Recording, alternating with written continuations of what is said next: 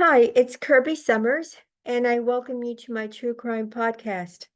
What I'm doing today is actually a preview of Brooke Shields Part 2 and Brooke Shields' connections to Jeffrey Epstein. While I did Brooke Shields Part 1 as a patron-only podcast, I did upload it several months ago to this channel, in my YouTube platform.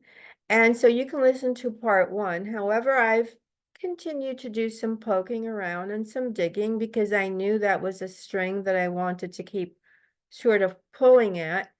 And I pulled and I got some more information about Brooke Shields' connections to people in Jeffrey Epstein's world.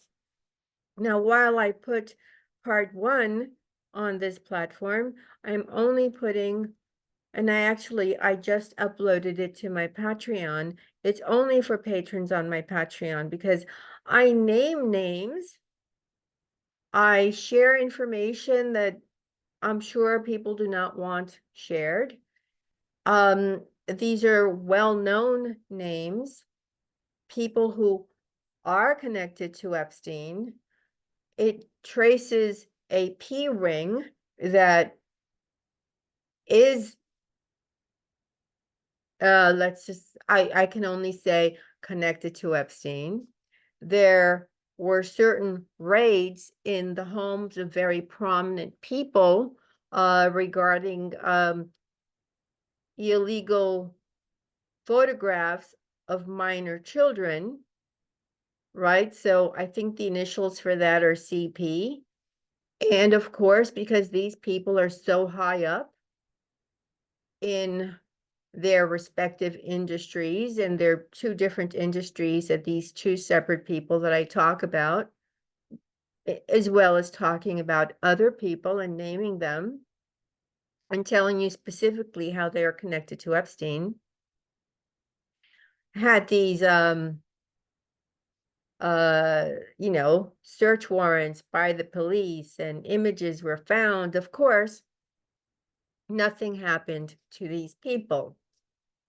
In fact, the newspapers would later go on to report that, oh, well, it was someone who did work for so-and-so, or this happened as a result of some type of hacking.